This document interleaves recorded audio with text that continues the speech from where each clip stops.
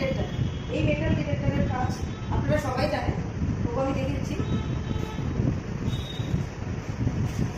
এটাকে আমি খুললাম, খোলার পর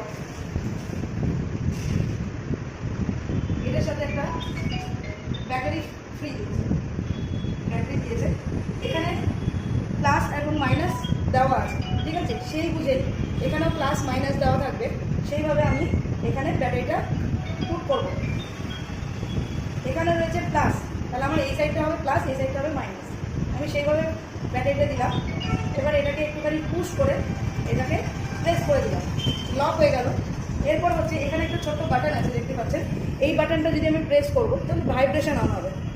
আর এখানে দুটো সুইচ আছে, দুটো সুইচের মধ্যে আমি যদি এই লাইট, এই রেড কালারের বাটনটা টিপি, দেখুন এখানে একটা গ্রিন কালারের লাইট দেখা যাচ্ছে।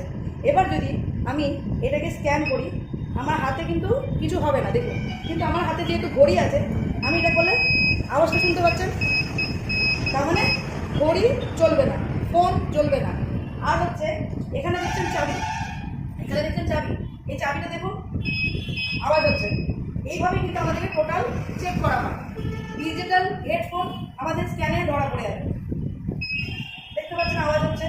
এরপর যদি আমি এই সুইচটা দেখতে পাচ্ছেন কালোটা যদি প্রেস করে দিই, তাহলে আমার এইটা প্রেস করতে হবে, দিয়ে হবে কি ভাইব্রেশন।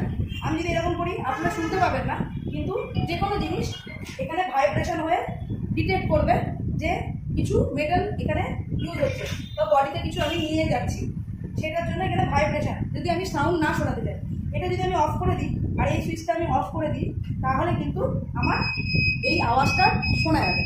তো এইটাই হচ্ছে হ্যান্ড মেটাল ডিটেক্টরের কাজ।